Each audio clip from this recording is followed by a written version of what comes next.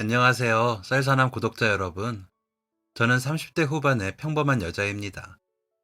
저는 10년 넘게 회사를 다니면서 결혼도 하고 아이를 낳았는데요. 이 10년 사이에 있었던 아주 특별한 사건을 소개하고자 이렇게 사연을 쓰게 되었습니다.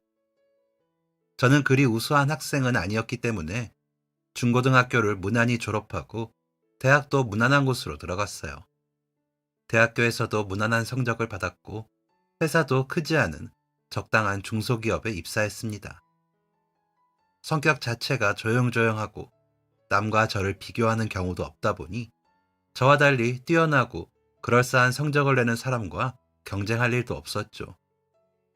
명예욕도 없어서 리더나 앞서 나가려는 사람들을 뒤에서 받쳐주는 것이 제 역할이라 생각하며 그렇게 세월을 보냈습니다.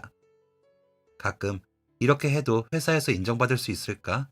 라는 걱정이 생기기도 했지만 어느 정도 사회생활을 하다 보니 이렇게 조용히 지내는 게 오히려 나을 때도 있겠더라고요. 내 할 일을 잘하고 있으니 책 잡힐 일도 없고 나서서 사람들을 이끌지도 않으니 실수할 일도 없고 말이죠. 그런데 저를 오래 보았던 상사 중 한 분이 너는 좀 욕심을 낼 필요가 있다. 할 수 없어서 못하는 거랑 할 수 있는데도 안 하는 건 다르다. 사람들이 모르는 것 같지만 다 알고 있다. 라고 말씀하신 적이 있어요. 이 이야기를 듣고 많은 생각을 하게 되었습니다. 저에 대해 관심이 없을 거라고 생각하셨던 분이 저를 염두에 두고 계셨다는 것에 놀란 건 둘째치고 제가 별다른 의욕 없이 회사 생활을 하고 있다는 사실을 누군가에게 들켰다는 것에 은근 마음이 쓰이더라고요. 그렇게 며칠이 지났고 저는 제가 사실은 뭐든지 잘하고 싶어 하는 사람이라는 사실을 깨닫고 인정하게 되었습니다. 모든 일을 완벽하게 잘해내고 싶으니 완벽하지 않을 바에야 시작조차 하지 않는 마음이 저도 모르게 있었던 것이었죠. 그래서 이후로는 열심히 살았어요. 그동안 제가 뒤에서 밀어주었던 사람의 입장이 되어서 팀원들과 함께 회의도 하고 사업 제안서도 쓰고 나중에는 팀장이 되어서 성과를 내기도 했습니다. 성과가 잘 나오니 회사의 인정이 자연스럽게 따라왔습니다. 물론 그에 따른 책임도 져야 했지만 제가 생각했던 만큼 그 책임이 성가시진 않더라고요. 그런데 제가 간과했던 것이 하나 있었습니다. 나서지도 않고 하라는 일만 잘하면 된다고 생각하던 시절에 보았던 일이 남 일이라고만 생각해서 신경 써본 적도 없던 일이 저에게 일어날 수도 있을 거라는 사실을 간과했던 것이죠. 제가 팀장으로 일을 하던 중 다른 회사에서 꽤 이름을 날렸다는 또 다른 팀장이 저희 회사로 이직을 했습니다. 일적으로 저와 겹치는 것은 없는지라 오고 가며 인사만 했을 뿐 별다른 친분도 접점도 없는 사람이었죠. 그랬기 때문에 그 팀장과의 갈등이 생긴 건 일 때문이 아니었습니다. 드라마에 나올 것 같은 이유였죠. 바로 남자 때문이었어요. 저에게는 헌칠한 입사 동기가 있었습니다. 저보다 나이는 많았어요. 신입으로 들어온 거였지만 사회생활이 처음이었던 사람은 아니었습니다. 직종을 바꾼 거였기 때문에 저희 회사 신입으로 들어온 거였을 뿐이죠. 나중에서야 알게 된 것이지만 동기가 직종을 바꾼 건 전 직장에서 여자들의 추파가 너무 심했기 때문이라고 합니다. 여초 직장이었기 때문에 여자의 비율이 많았던 건 알겠지만 그 사람들이 추파를 너무 많이 던졌다는 이유가 직종을 옮길 정도일까 의아했었어요. 그런데 동기가 업무에 본격적으로 투입되자 저는 동기가 직종을 옮길 수밖에 없었던 이유를 알게 되었습니다. 정말 회사에 있는 모든 여자들의 관심을 한 몸에 받았거든요. 간혹 질투심이 심한 남직원이 일부러 망신을 주거나 놀리는 경우도 있었지만 회사 분위기 때문인지 그런 일이 계속되지는 않았습니다. 다만 같은 부서 여직원들 때문에 동기가 부서를 바꾸는 경우가 생기기는 했어요. 보통 피해를 주는 사람이 피하는 게 맞긴 하지만 동기가 원했던 일이었습니다. 바꾼 부서는 남직원들의 수가 훨씬 많았거든요. 이래서인지 동기는 여자에 대한 관심이 크지는 않았어요. 잘 지내는 여직원도 저밖에 없었죠.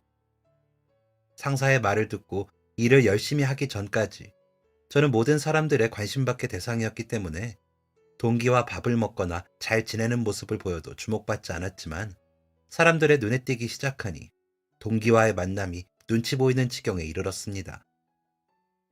애초에 자주 만나는 사이도 아니었을 뿐더러 가끔 야근하는 날이 겹치면 저녁이나 같이 먹는 게 다였는데 온갖 소문이 돌더라고요.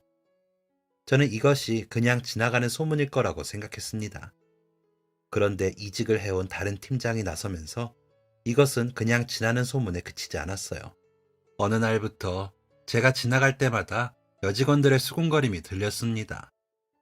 무슨 말을 하는지 잘 들리진 않았지만 분명 저를 두고 하는 말들이었겠죠.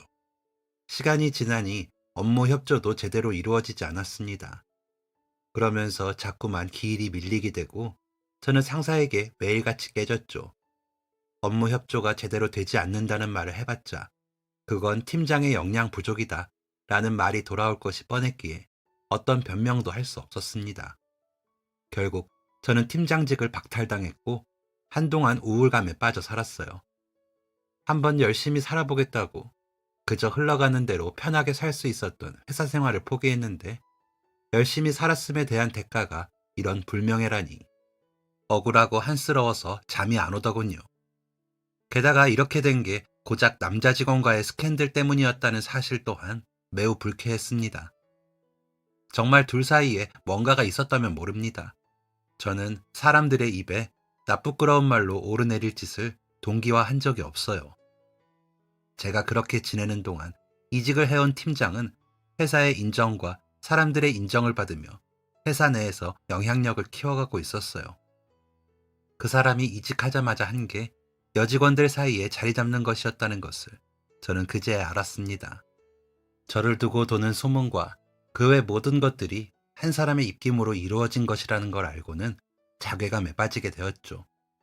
무엇보다 악질적인 소문을 퍼뜨린 이유가 동기에게 추파를 던졌는데 거절당했기 때문이라는 사실은 저를 분노하게 만들었습니다.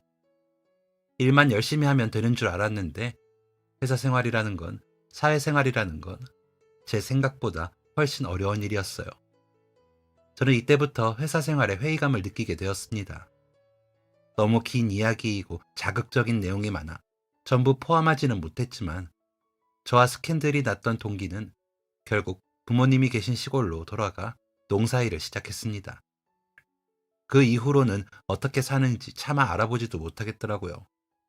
하지만 저는 도망칠 곳이 없었기 때문에 다니던 회사를 그만두고 다른 회사에 들어가게 되었습니다.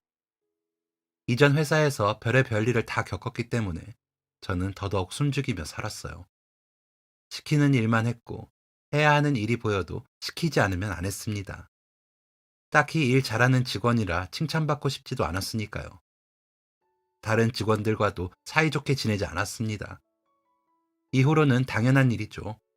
저는 혼자가 되었고 회사에서는 그래도 일은 하라는 대로 잘하니 데리고 있는 직원, 자르고 다른 괜찮은 직원 뽑기는 귀찮으니 가만히 두는 직원으로 불리게 되었습니다. 그 당시에는 괜찮다고 생각했지만 지금 와서 생각해보면 당시에 저는 많이 외로웠던 것 같아요. 저는 저를 평범하게 살아온 사람이라고 소개하지만 저에겐 아픈 어머니가 계셨거든요. 이것이 특별히 안타까운 일은 아니라 생각해서 늘 스스로를 평범하다 여겨왔지만 그 당시에는 아픈 어머니를 모시느라 회사도 그만두지 못하는 제 상황에 억울해했던 적도 있었습니다. 형제도 없었고 사람에게 치이다 보니 친구들과의 연락도 끊겼고 매일 보는 회사 사람들에게는 무시당하니 외로움이 커졌겠죠. 저 스스로 만든 상황이었지만 저는 그 정도로 이전 회사에서 사람에 대한 신뢰를 잃어버린 상황이었어요. 그래도 회사 생활을 포기하거나 아무도 모르는 곳으로 떠나 숨어버리지 않은 이유는 순전히 어머니 때문이었습니다. 아주 어렸을 적 아버지가 돌아가시기 전부터 제 기억이 시작된 순간부터 편찮으셨던 제 어머니는 저 없이는 아무것도 할 수 없으셨거든요. 도움을 받을 수 있는 가족들도 없었고 원래 몸이 약했던 어머니를 평생 책임지겠다며 어머니와 결혼했던 아버지도 이미 이 세상 사람이 아니었고 저는 낳아준 부모에 대한 책임감으로 꾸역꾸역 살아가고 있었습니다. 어머니가 저를 낳으신 뒤에 몸이 더 상하셨다는 이야기를 들은 후로 생긴 책임감이었어요. 여기까지 적고 나니 그리 평범한 인생은 아니지 않았을까? 라는 생각이 들긴 하지만 누구에게나 이런 책임감 혹은 짐이 하나쯤은 있다는 제 생각은 여전합니다. 그렇게 하루하루 버티는 시간의 연속이었습니다. 긴 문장을 말하는 것도 어려워서 단 한 번도 저에게 힘들지 않냐 물어본 적 없던 어머니마저 저에게 힘들지 않냐 물으실 정도였으니까요. 어머니가 처음으로 힘들어 보인다, 너무 힘들면 쉬어도 된다고 말씀하셨을 때 저는 처음으로 눈물을 흘렸습니다. 그 이후로 6개월 동안 고민하다 퇴사를 결정했어요. 퇴사를 하고 한 달 동안 여행을 다녀왔습니다. 처음으로 마주한 외국의 풍경은 제게 새로운 세상을 알려주었고 그곳에서 마주한 광활한 자연은 힘겹게 쥐고 있던 것들이 무색하게 느껴지도록 했습니다. 그곳에서 본 것들, 만난 사람들을 통해 얻은 에너지는 또 다른 시작을 할 수 있도록 도움을 주었습니다. 한국으로 돌아와서 새로운 직장을 구하는 동안 내가 잘할 수 있을까? 라는 생각에 심장이 두근두근 거리더군요. 저를 날카롭게 바라보며 질문 공세를 하는 면접관들을 보고는 과하게 긴장해서 말을 더듬거나 말실수를 하여 면접에서 떨어지는 경우도 잦았습니다. 길을 가다 사람을 만나면 여전히 위축됐고 길을 걸어가는데 귓속말을 하는 사람들을 보면 괜히 나를 보며 하는 말인 것 같다는 생각도 했습니다. 하지만 그것이 아니라는 것을 알고 있었고 이를 극복하기 위해 최선을 다했습니다. 당연히 기약 없이 지나가는 시간 동안 현실적인 문제를 생각하지 않을 수 없었어요. 퇴직금으로 받은 돈도 떨어져가고 그동안 모아둔 돈은 어머니의 병원비로 사용해야 했기 때문에 사용할 수 없는 돈이었습니다. 장기 아르바이트는 사람을 대하는 문제 때문에 어려우니 단기 아르바이트로 근근히 생활을 이어갔습니다. 그러던 중 한 회사의 면접을 보게 되었습니다. 큰 회사는 아니었지만 찬밥 더운 밥 가릴 처지가 아니었던 저는 그런 기회라도 온 것에 감사할 따름이었어요. 지금까지 수도 없이 면접을 망쳤기 때문에 굉장히 긴장한 상태로 면접장에 도착했습니다. 저 외에도 면접자들이 꽤 있더라고요. 저와 달리 위축된 모습 없이 당당해 보이는 그 사람들의 모습을 보면서 면접을 보기도 전에 기가 죽었습니다. 화장실에 가서 거울을 보는데 안색이 창백해서 입술은 하얗게 질렸고 식은땀을 흘려서 그런지 가뜩이나 미숙한 화장이 더 지저분하게 번져 있었습니다. 제가 봐도 뽑고 싶지 않겠더라고요. 급한 대로 휴지를 뜯어다 얼굴을 닦았습니다. 면접을 오는데 민낯이라니 얼토당토 않았지만 차라리 민낯인 게 나을 정도로 제 상태는 엉망이었어요. 또 하필이면 립스틱을 가져오지 않아서 허옇게 질린 입술을 어찌할 방도가 없겠더군요. 밖에 나가서 립스틱을 빌릴 용기는 없어서 입술이 빨개지도록 입술을 깨물었습니다. 덜덜 떨리는 손으로 대기실에 있으니 얼마 지나지 않아 제 이름이 불렸습니다. 면접관들 앞에서 자기소개를 마친 뒤 자리에 앉았습니다. 목소리는 떨렸고 제 모습이 면접관들에게 어떻게 비칠지 상상이 돼서 무슨 질문을 하는지 들리지도 않더라고요. 어버버하며 제대로 된 대답도 하지 않고 있자 질문을 하던 면접관이 한숨을 푹 쉬었습니다. 그 한숨 소리가 천둥 소리처럼 들려 몸을 움츠리고 말았죠. 면접관은 이만 됐으니 나가보라며 차가운 축객령을 내렸습니다. 저는 후들거리는 다리로 겨우 서서는 꾸벅 인사를 했어요. 몸을 돌려 나가려던 그 순간 아무 말도 하지 않고 면접을 지켜만 보던 한 면접관이 저를 불러 세웠습니다. 잠깐만요. 가장자리에 앉아있던 사람이었고 한마디도 하지 않아서 가장 말단인 줄 알았는데 그 사람이 한마디를 하자 면접장의 공기가 바뀌었습니다. 면접을 제대로 망친 저를 왜 불러 세운 건지 의아한 마음으로 다시 자리에 앉았습니다. 그 사람은 저에게 이렇게 물었어요. 업무 능력에 대한 이야기는 됐고 왜 우리 회사에 지원하게 된 건지 다시 이야기해 볼래요? 저는 준비해온 교과서 같은 답을 했습니다. 부드럽게 웃고 있는 면접관의 눈을 보니 마음이 조금이나마 풀렸는지 더듬거려도 대답은 할 수 있겠더군요. 어, 저는 회사의 발전에 기여하고 회사의 성장을 통해 개개인의 자아 실현을 하고자. 면접관은 제 말을 자르고는 다시 한번 부드러운 음성으로 물었습니다. 그런 대답 말고 진짜 입사하려는 이유를 이야기해봐요. 저는 할 말을 잃었습니다. 부드럽게만 보였던 면접관의 눈이 저를 꿰뚫어보고 있다는 걸 느꼈거든요. 어떤 말을 해야 하는지, 어떻게 말을 해야 면접관의 눈에 들 수 있는지 머리를 팽글팽글 돌렸어요. 그런데 무슨 말을 할 수 있을까요? 제가 할 수 있는 대답은 없었습니다. 어떻게 지금까지 본 면접 전부를 망쳐서 이 회사 면접까지 보게 됐습니다. 처음 다니던 회사에서는 남자 직원이랑 얽혀서 퇴사하게 됐어요. 그것 때문에 대인 기피증이 생겨서 이직한 회사에서도 적응 못하고 그만뒀습니다.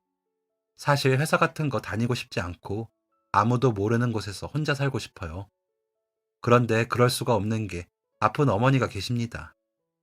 회사는 먹고 살아야 하니까, 어머니를 돌봐야 하니까 어쩔 수 없이 다녀야 하는 곳이에요. 이 회사를 발전시키거나 자아 실현을 한다는 생각은 다 거짓말입니다. 그냥 저 먹고 살려니까 다니려는 거예요. 어떻게 이 말을 하겠어요? 저는 결국 아무 말도 못하고 면접을 마쳤습니다. 당연히 떨어졌을 거라고 생각했어요. 면접장에서 제대로 된 대답도 못한 사람을 회사가 왜 뽑겠어요?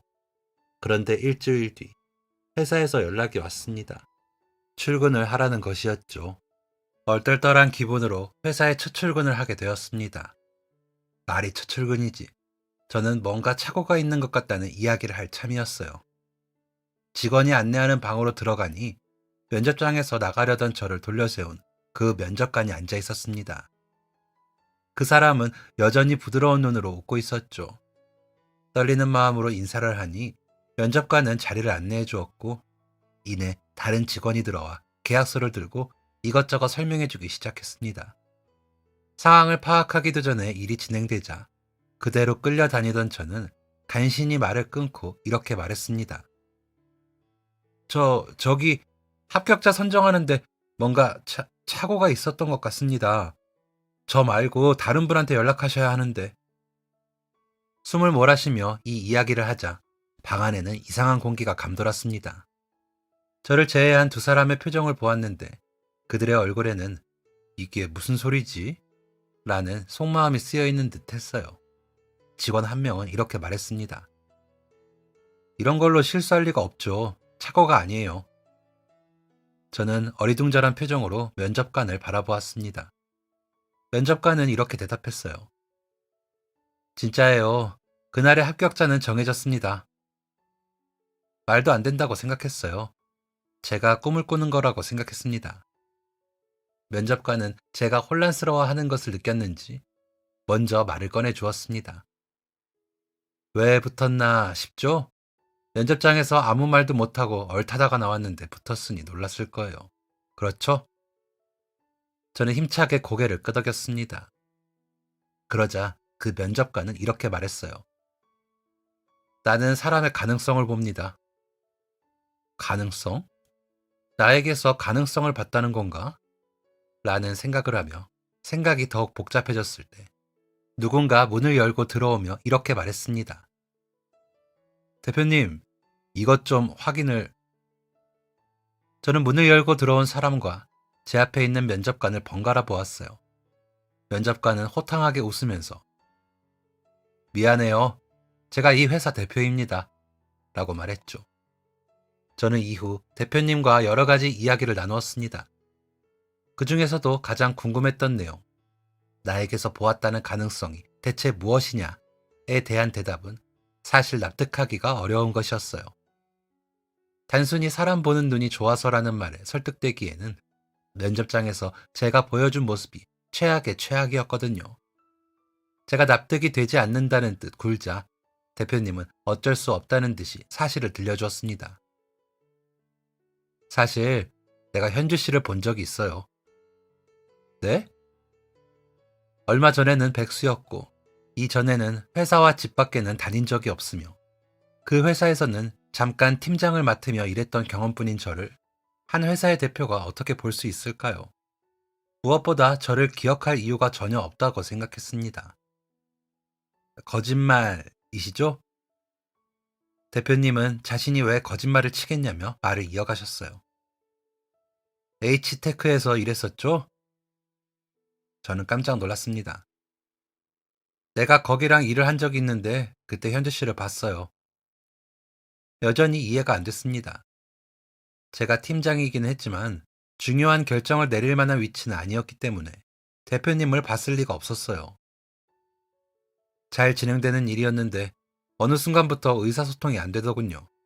척하면 척이었는데 이젠 내가 무슨 의도로 말하는지 풀어서 설명을 해줘도 이해를 못했어요. 혹시나 해서 담당자가 바뀌었냐고 하니 역시나 담당자가 바뀌었다고 하더군요.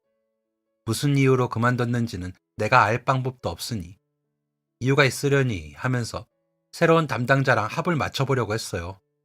그런데 아무리 진행을 해도 일에 진척이 없길래 결국 위약금 물고 계약 파기했습니다.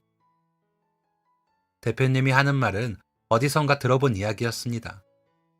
제가 H테크에서 일하던 당시에 저에게 있었던 일이었거든요. 저는 당시 진행했던 사업에 대한 자세한 내용을 물었고 대표님이 말씀하시던 계약건이 제가 참여했던 일이라는 것을 알게 되었습니다. 당시의 상황은 이러했어요. 그때는 제가 남자 직원과 얽혀서 이상한 소문에 힘들어하던 때였습니다. 저와 함께 일하던 팀원들이 제대로 된 협조를 해주지 않자 일에 진척이 없다고 생각했던 상사가 제 팀을 해체시켰고 저와 일하던 팀원들은 새로 왔던 그 팀장 아래로 들어가게 되었어요. 솔직히 하고 싶은 말이 많았지만 가장 중요한 순간에 일이 진행되지 않은 것은 사실이었으니 저는 입도 뻥끗하지 못하고 회사의 지시에 따랐습니다. 인수인계라도 제대로 하려고 3일 동안 밤을 새워서 인수인계 자료를 준비했지만 새로 일을 맡게 된 팀장은 제 인수인계를 따르지 않았어요. 제 능력을 못 믿어서 그런 것도 아니었고 사생활이 지저분한 사람과는 말도 섞기 싫다는 게 이유였습니다. 사실 계약처와 일을 하면서 중간에 담당자를 바꾼다는 건 사실상 말도 안 되는 일입니다. 그런데도 인수인계도 제대로 받지 않는다니 도무지 이해가 안 되는 상황이었어요. 하지만 좋은 게 좋은 거라고 이렇게 하는 데는 다 이유가 있을 거라고 생각하던 순진한 저는 인수인계 자료를 기어코 다른 팀장의 팀원에게 전해주었습니다. 저처럼 지저분한 사람의 것은 꼴도 보기 싫고 믿음직하지도 않다고 말하던 팀장이 제 인수인계 자료를 업무에 투입된 뒤 자기가 스스로 정리한 척한 건 그 이후의 일이죠. 저는 바보 같게도 그런 모습을 보고 참았습니다. 제가 애착을 가지고 자발적으로 야근까지 하며 주말에도 하던 일을 이런 식으로 어그러뜨리고 싶지 않았거든요. 제가 퇴사를 결정하는 순간까지도 팀장에 대한 칭찬이 자자했기에 이런 일이 있을 거라고는 생각도 하지 못했습니다. 대표님이 저를 보신 건 제가 회사 퇴사를 하는 날이었다고 해요. 한 눈치 없는 직원이 대표님에게 담당자가 바뀌었다는 것을 알려주었고 그 직원이 바뀌기 전 담당자가 저기 지나간다며 회사 밖으로 나서는 저를 지목했던 것이죠. 저는 의아해하며 대표님에게 물었습니다. 아무리 그래도 잠깐 보셨던 거일 텐데요. 대표님은 이렇게 대답하셨죠. 나는 일 잘하는 사람은 안 잊어버려요. 그리고 현주 씨는 많이 보진 못했지만 현주 씨의 일 처리는 이미 많이 봐왔잖아요. 직급이 높은 것도 아니고 의사 결정권이 있는 것도 아닌데 한 사람의 부재로 일이 풀리지 않는다는 건 나한테도 충격이었어요. 직원 한 명을 세워놓고 대부분의 일을 맡겼던 회사에 대한 실망감도 컸고 그래서 계약을 취소한 겁니다. 나중에 안 사실이지만 대표님은 사람 보는 눈이 탁월한 분이셨어요. 같이 일하는 사람들 모두 자신이 뽑힌 것을 의아해하며 입사했지만 대표님 아래에서 일하며 자신이 잘하는 것을 찾고 그에 따라 능력을 키워온 사람들이더라고요. 그 때문인지 직원들의 애사심도 대단했고 대표님의 말은 직원들에게 절대적인 힘을 가지고 있었습니다. 직원들이 회사의 대표를 진심으로 존경하는 게 얼마나 힘든 일인지 회사를 다녀보신 분들이라면 공감하시겠죠. 그런 분위기 때문인지 저는 첫 출근 날임에도 불구하고 대표님에게 그동안 제게 있었던 모든 일들을 구구절절 털어놓았습니다. 그동안 누구에게도 털어놓지 못했던 부끄럽다고 생각했던 이야기를 두 번밖에 만나보지 못한, 그것도 새로 취직한 회사의 대표에게 말할 것이라고 그 누가 알았을까요? 대표님과 대화하는 동안 감정이 올라와 결국은 꺽꺽거리며 눈물을 흘렸습니다. 아마 밖에도 제 울음소리가 들렸겠죠. 그러나 누구도 이 일을 문제 삼거나 뒤에서 수군거리며 떠들지 않았습니다. 새로 다니게 된 회사는 이전의 회사와 달랐습니다. 상사가 부하 직원에게 함부로 이야기하지 않았고 첫 만남부터 다짜고짜 반말을 하지 않았어요. 대표님마저 말단 직원에게 존대를 하는데 어떻게 그럴 수 있었겠어요. 요즘 회사들이 추구하는 수평적인 분위기라고 하긴 어렵지만 서로를 존중하는 분위기임은 확실했습니다. 대표님과의 면담과 계약서 작성 후 일주일 뒤에 출근했을 때만 해도 저는 여전히 사람과 눈을 마주치지 못했고, 저에게 이목이 집중되면 말을 떠듬으며 간단한 대화조차 하지 않아서 직원들 사이에 섞이지도 못했습니다. 그러나 동료들과 상사들은 말단 직원으로 들어온 제 의견도 진지하게 들어주고 좋은 의견이라 생각하면 적극적으로 수용해 주었습니다. 직전 직장에서 무슨 말만 하면 무시당했고 첫 직장의 마지막은 공공의적으로 끝났기에 누군가가 제 이야기를 귀 기울여준다는 것만으로도 큰 감동을 받았어요. 이런 회사 생활이 하루 이틀, 한 달, 석 달로 늘어나자 저에게도 변화가 생겼습니다. 힘들지만 사람의 눈을 보고 이야기하기 위해 노력했고, 직원들과 섞이기 위해 출근 전날부터 출근하면 직원들과 나눌 대화 리스트를 작성했습니다. 좀 더 나아지기 위해 노력한 것은 몇 년 만에 처음이었어요. 회사 생활을 하면서 가장 감사했던 일을 꼽자면 제가 더 나은 사람이 될 때까지 기다려주는 동료들이 있다는 사실입니다.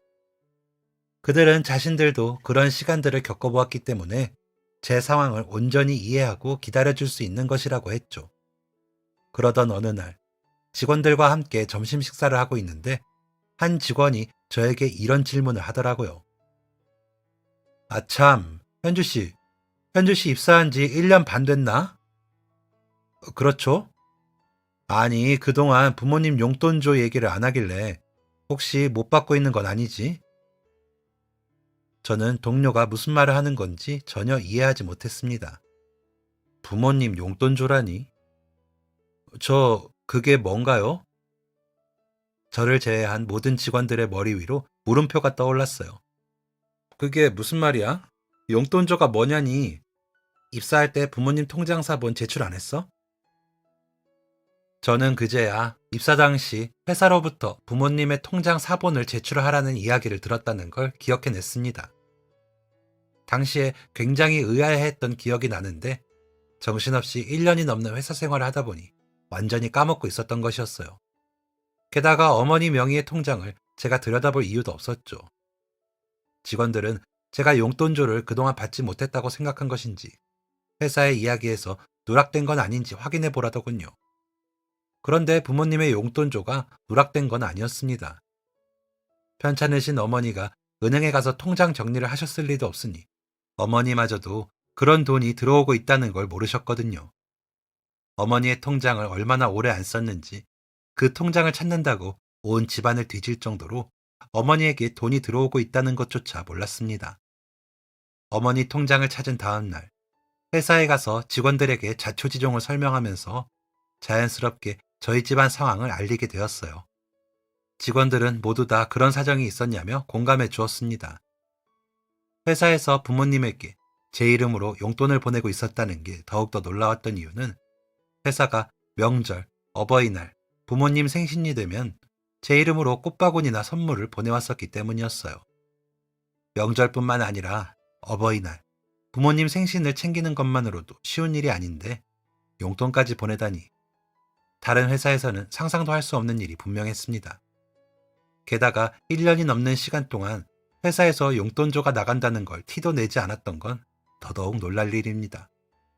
제 월급에서 부모님 용돈을 제하고 드리는 것도 아니었어요. 제 월급과 용돈은 따로였습니다.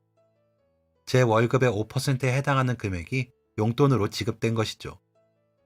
어머니 통장에 입금될 때도 제 이름으로 때에 따라 어머니에게 보내지는 꽃바구니에도 제 이름이 적혀 있었어요.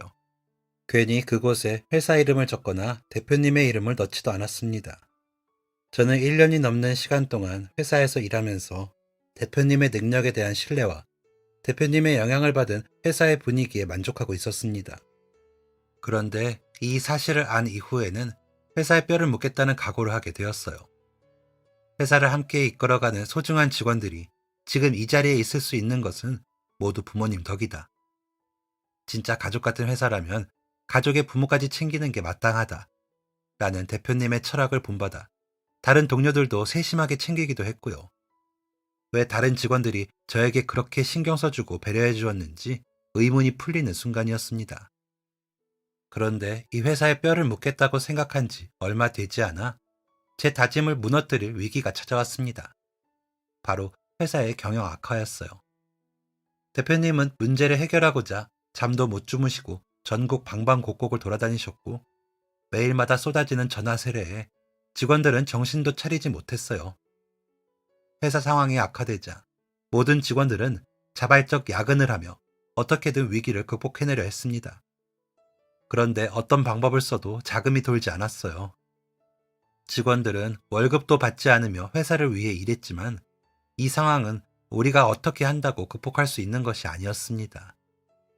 직원들이 야근을 반복하고 월급을 줄 수 없는 상황에서도 일을 하자 대표님은 결국 회사 문을 닫아버리기까지 하셨습니다.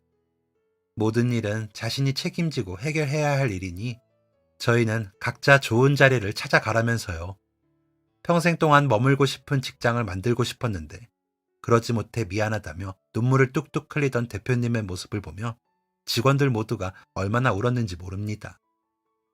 대표님이 처음 회사를 설립하셨을 때부터 함께하던 이사님이 대표님을 찾아가서 어떻게든 회사를 일으키려고 노력하고 있다는 소식은 들려왔지만 그뿐이었어요. 회사가 문을 닫고 덩그러니 남은 직원들. 저는 모두 흩어져 대표님의 말대로 좋은 자리를 찾아갈 줄 알았습니다. 회사의 규모가 어마어마하게 큰 것은 아니었지만 수입도 크고 성장폭도 컸기 때문에 이 경력을 가지고 간다면 더 크고 좋은 회사에서도 받아줄 수 있었을 테니까요. 그런데 그들은 그러지 않았습니다. 지금 잠시 힘들다고 돌아서 버리면 그게 가족이냐? 라면서요. 직원들은 대표님에 대한 신뢰가 있었습니다. 대표님이 지금은 저렇게 무기력해 보이는 듯 해도 다시 일어나실 분이라며 확신에 차서 말하더군요. 이런 모습을 볼 때마다 벅찬 감정이 몰려왔습니다. 이런 것이 당연한 게 아니라는 걸 저는 몸으로 부딪히며 깨달았으니까요. 그래서 저도 기다렸습니다. 저에게 새로운 삶을 살 수 있는 기회를 준 회사에게 보답하기 위해서요. 현실적으로는 바로 다른 회사에 입사해서 돈을 버는 것이 맞았지만 사람이 의리가 있죠. 어떻게 그럴 수 있겠어요. 저는 아르바이트를 하며 쉬는 날에는 회사 동료들을 만났고 이번엔 대표님 뵀어요? 와 같은 이야기를 하며 회사가 다시 원상복귀 되려면 어떻게 해야 하는지 머리를 맞대고 생각했습니다. 그중 가장 연차가 오래된 선배가 이사님에게 연락을 드렸고요. 그렇게 시간이 꽤 흘렀고 조금은 지쳤을 무렵 선배에게 전화가 왔습니다. 현주 씨, 지금 당장 회사로 와요. 저는 옷도 제대로 차려입지 못하고 곧장 회사로 향했습니다. 그곳에는 오랫동안 얼굴을 보지 못했던 대표님이 많이 야윈 모습으로 서 계셨어요. 대표님은 항상 인자한 미소를 띠고 있는 분이셨는데 그 미소가 흐릿해져 있었습니다. 저는 이젠 돌이킬 수 없는 상황이 된 거라 생각하고 엉엉 울며 눈물을 떨어뜨렸어요. 그런데 이사님이 껄껄 웃으며 제 어깨를 두드리시더군요. 하하, 현주 양이 많이 놀랐나 보네. 걱정하지 마. 아무 문제 없으니까. 깜짝 놀라 주변을 둘러보니 모든 사람들이 저를 보며 웃고 있었습니다. 저에게 전화를 준 선배는 문제가 다 해결돼서 우리 다시 일할 수 있다고 말하려는 찰나에 전화를 끊어버리잖아. 이 날씨에 그 차림으로 온 거야? 현주 씨, 안 추워? 라고 저를 놀리는 식으로 말했죠. 얼마나 놀랬는지. 저는 어린애처럼 또 울어버렸습니다. 저희는 텅텅 빈 예전 사무실에 둘러앉아서 짜장면을 시켜 먹었습니다. 함께 식사를 하고 있자니 예전 생각도 나고 오랫동안 기다려왔던 일이 현실이 되니 기쁘고 여러모로 감격스러운 순간이었죠. 식사가 거의 끝나갈 무렵 어떻게 된 것인지 한 직원이 대표님에게 상황을 물었습니다. 목소리를 가다듬은 대표님은 아주 깜짝 놀랄 만한 이야기를 해주셨어요. 저희 회사에는 회사가 문을 닫기 얼마 전 입사한 막내 직원이 있었습니다. 대표님은 막내 직원이 들어온 지 얼마 되지 않아 회사가 문을 닫게 되어 미안하다며 따로 위로금까지 전해주셨다고 해요. 그렇게 모든 직원들을 정리한 뒤에는 자본을 끌어오기 위해 그동안 협력했던 회사들을 찾아가고 투자를 받기 위해 관련된 회사의 문은 모두 두드리고 다녔다고 했죠. 그런데 며칠 동안 밤을 새우며 최선을 다해도 일이 뜻대로 풀리지 않아 포기할 지경에 이르렀을 때 아주 의외의 인물이 나타났다고 합니다. 바로 막내 직원이었어요.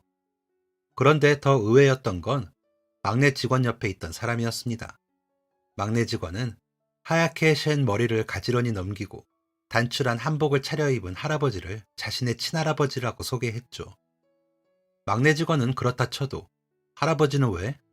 라는 의문이 생겼지만 어른을 밖에 세워둘 수는 없었기에 대표님은 빨간 딱지가 잔뜩 붙은 집으로 어쩔 수 없이 그분을 모셨다고 합니다. 할아버지는 대표님의 집을 쑥 둘러보시더니 상황이 생각보다 많이 안 좋은가 보군요. 라고 물었다죠. 갑작스럽게 찾아온 사람인데다가 같이 회사 생활을 한 지 오래되지 않아 그리 가깝지 않은 막내 직원의 할아버지가 갑자기 와서 할 말은 아니었습니다. 그런데 대표님은 할아버지의 목소리와 눈빛에 빨려 들어가는 것 같았다고 해요. 그리고 직감했죠. 보통 분이 아니라는 것을요. 대표님은 사람을 잘 보는 분이셨습니다. 역시 대표님의 생각대로 막내 직원의 할아버지는 보통 분이 아니셨어요. 막내 직원의 할아버지는 저희 회사에 아주 큰 돈을 투자하셨습니다. 솔직히 말해서 그렇게 큰 돈을 투자받을 상황이 아니었습니다. 이것은 대표님도 잘 알고 있는 사실이었죠. 그래서 대표님은 양심적으로 이 돈을 투자받아서 제대로 운영할 만한 상황이 아님을 말씀드렸습니다. 그런데 할아버지는 아무것도 묻고 따지지 않고 대표님을 믿어주셨습니다. 아무것도 없는 망한 회사의 대표를 말이죠. 배운 것 없는 놈이 사업한답시고 까불더니 결국 망했구나 라는 조롱을 듣던 대표님에게는 그 말이 어떻게 들렸을까요? 대표님은 할아버지가 회사에 투자하는데 분명 다른 이유가 있을 거라고 생각하셨습니다. 실제로 다른 이유가 있었고 그 이유는 바로 부모님에게 보내왔던 용돈조였어요. 막내 직원이 퇴사한 뒤 시간이 꽤 지났을 때 아주 우연히 막내 직원의 부모님이 자신의 회사로부터 용돈조를 받고 있다는 사실을 할아버지가 알게 되셨다고 합니다. 이에 흥미를 느낀 할아버지는 어떻게 된 것인지 자세히 물으셨고 막내 직원은 자신이 처음 들어간 회사에 대해 아주 사소한 것까지 이야기했다고 했죠. 친구들은 못된 상사 만나서 매일같이 울며 회사를 다니는데 자기는 회사에 가는 게 행복했다고. 그런 회사가 문을 닫게 되어 너무 속상하다는 말까지 덧붙이면서요. 할아버지는 이런 회사를 만든 대표님의 태도에 감동했던 것이었습니다. 요즘 같은 세상에 부모까지 챙기는 경우가 어디 있냐며 아직 젊은 대표가 이런 것까지 신경 쓰는 것이 너무나 기특하다고 투자를 결정하신 거였어요. 누군가는 무모하다고 할 수 있었지만 직원들을 이처럼 행복하게 만든 회사에 문제가 있을 리 없다는 할아버지의 결정은 적중했습니다. 회사에 자본이 돌기 시작하자 회사에는 활기가 돌았고 얼마 지나지 않아 모든 직원은 한창 회사가 힘들 때 월급을 받지 않고 일했던 기간의 급여를 모두 받게 되었어요. 또 시간이 흐르고 흘러 막내 직원의 할아버지는 투자금 회수뿐만 아니라 그에 따른 이익까지 두둑히 챙겨가셨습니다. 하지만 투자금 외의 금액을 다시 재투자하셨죠. 큰 위기를 넘은 회사는 이전보다 단단해졌습니다. 좀 더 탄탄한 경영을 위해 전문가를 투입했고 직원들 또한 회사를 위해 개인 역량을 키워갔어요. 시기를 잘 타서 회사의 매출이 굉장히 향상되었습니다. 그렇게 다시 시간이 흐르고 대표님과 지방 출장을 가는 날이 되었습니다. 현주 씨가 입사했을 때가 엊그제 같은데 이제 저랑 출장까지 갈 정도가 됐네요. 그러게요, 대표님. 세월이 참 무섭네요. 이런 일상적인 대화를 하며 출장길을 가던 중 처음으로 대표님의 개인사를 듣게 되었습니다. 대표님에게는 두 명의 동생이 있었는데 부모님이 일찍 돌아가셔서 어렸을 때부터 대표님이 두 동생을 키우셨다고 합니다. 6살 된 동생과 이제 말을 배우기 시작하는 막내를 책임지게 된 대표님은 안 해본 일이 없었다고 해요. 당연히 먹을 거 제대로 못 먹었고 즐길 걸 제대로 즐기지도 못해서 대표님 또래의 사람들이 어린 시절 해보았던 놀이들의 규칙들도 모르신다고 합니다. 그 중에서도 가장 아쉬운 것은 배울 것을 제대로 배우지 못한 것이었는데 한때는 이것 때문에 힘든 시간을 보내기도 했다고 하죠. 자격지심 덩어리로 살면서 남에게도 상처를 많이 주었고 받지 않아도 될 상처를 굳이 받았다고 해요. 그래도 동생들을 보며 견뎠고 대표님의 동생들은 대표님이 누리지 못했던 유년 시절에 마땅히 거쳐야 하는 것들을 모두 누릴 수가 있었다고 합니다. 둘째는 대학 교수가, 셋째는 변호사가 되었다고 해요. 가족 이야기는 하지 않는 분이라 이런 이야기는 처음 들었습니다.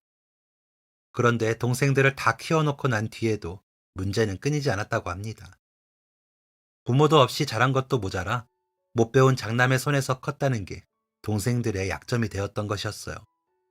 대표님은 단 한 번도 남에게 부끄러운 짓을 해서 돈을 번 적이 없는데 대표님은 수단과 방법을 가리지 않는 돈독 옳은 사람으로 비난받고 있었다고 합니다. 이런 평가는 동생들에게도 영향이 갔고 결국 대표님은 동생들과의 만남을 꺼리게 되었어요. 동생들은 그런 사람들의 말 따위 신경 쓰지 않는다며 대표님을 설득했지만 대표님은 차마 동생들의 바람처럼 앞으로 나설 수 없었다고 합니다. 대표님은 이렇게 말씀하셨어요. 직원들에게는 미안한 게 참 많아요. 저는 회사가 문을 닫았을 때의 이야기를 하시는 줄 알았습니다. 그런데 그게 아니더군요. 가족 같은 회사가 되자고 하는 거 사실은 내 안에 있는 결핍 때문입니다. 무슨 의미인지 잘 이해가 되지 않았습니다. 부모님은 돌아가시고 동생들과는 얼굴도 제대로 보지 못하다 보니 외로웠어요. 그래서 외로운 만큼 매일같이 얼굴을 보는 직원들에게 마음을 주게 되었고 그게 가족 같은 회사로 포장되었네요. 사실 직원들은 내 관심이 부담스러울 수도 있을 거예요. 저는 깜짝 놀랐습니다. 대표님이 이런 생각을 가지고 있을 거라고는 생각도 못했거든요. 만약 말로만 가족 같은 회사를 외쳤다면 직원들의 불만이 엄청났겠지만 저희 회사는 아니었어요. 대표님, 왜 그런 말씀을 하세요? 저희 회사 힘들었을 때 직원 중에 한 명도 등 돌린 사람 없어요. 다들 왜 그런 줄 아세요? 가족은 힘들 때 등 돌리지 않기 때문이에요. 회사의 이익이나 눈앞의 돈보다 사람을 더 소중하게 생각해준 대표님의 마음을 모르는 직원들은 단 한 명도 없어요. 감사할지언정 부담스러워할 사람은 없다고요. 대표님은 여느 때와 다름없는 인자한 미소를 띠며 이렇게 대답하셨습니다. 그래요. 모두가 나를 기다려줬을 때 그제야 마음이 한결 놓이더군요. 고마워요, 현주 씨. 대표님이 안타깝게 느껴졌습니다. 저와 비슷한 게 너무 많았거든요. 가족을 지켜야 한다는 생각 때문에 포기하고 싶을 정도로 힘들었던 삶과 주변의 손가락질을 견뎌야 했던 인생이 이해됐습니다. 그 외로움을 달래고자 자신이 받고 싶은 사랑의 크기만큼 직원들에게 정을 쏟아주었던 대표님의 마음까지도 안타깝더군요. 대표님은 저에게서 자신의 모습을 봤었다고 합니다. 마음 붙일 곳 없어 주변 환경에 휩쓸려 어찌할 방도를 몰라 하는 것이 느껴졌던 것이죠. 저를 그냥 두면 잘못될 게 분명하다고 생각했다고 합니다. 일을 잘하는 사람을 직원으로 채용해서 회사의 이익을 얻는 것도 중요하지만 대표님은 위태로운 사람을 그냥 보낼 수는 없었던 것이죠. 대표님에겐 그 무엇보다 사람이 중요했으니까요. 현주 씨가 기운을 차려서 얼마나 다행인지 몰라요. 어머니는 잘 지내시나요? 대표님이 저희 어머니의 안부까지 물으실 줄은 몰랐습니다. 입사할 때 지나가듯 한번 이야기한 게 다인 것 같은데 그걸 여태 기억하고 계시더라고요. 네, 어머니는 여전하세요. 나중에 알고 보니 대표님은 모든 직원의 사정을 꿰뚫고 있으셨습니다. 사계절 중 언제가 부모님의 기일인지, 자녀들은 몇 명이고 몇 살 정도인지까지 가까이서 일하는 저희도 모를 정보들을 다 알고 계시더라고요. 대표님의 과거와 마음 한쪽에 숨겨두었던 이야기를 듣고 나니 더욱 존경스러운 마음이 들었습니다. 저도 대표님과 비슷한 상황을 겪었지만 저는 전혀 다른 길을 선택했으니까요. 그래서 저는 그 이후로 제가 대표님에게 받은 은혜만큼 다른 사람을 돕기로 결정했습니다. 이후로도 저희 회사에는 마음의 상처를 받은 사람들이 여럿 입사했어요. 저는 다른 직원들이 그랬던 것처럼 그들을 참고 기다려주었고 인간적으로 위로해주기 위해 노력했습니다. 그 중에는 스스로 포기한 이들도 있었지만 대부분의 직원들이 마음의 상처를 치유하고 행복한 회사 생활을 하게 되었습니다. 또 한 가지, 저희 회사에게 새로운 기회를 주었던 부모님 용돈조는 여전히 이루어지고 있습니다. 어버이날, 명절 등에 부모님 선물을 챙기는 것도 빠지지 않고 쭉 이어지고 있고 말이죠. 대표님은 어린 시절 힘들 때마다 낳아주신 부모님을 원망했었다고 합니다. 왜 나를 낳아서 이렇게 힘들게 하냐며 돌아가신 부모님을 원망도 하고 하늘을 향해 분노하기도 했죠.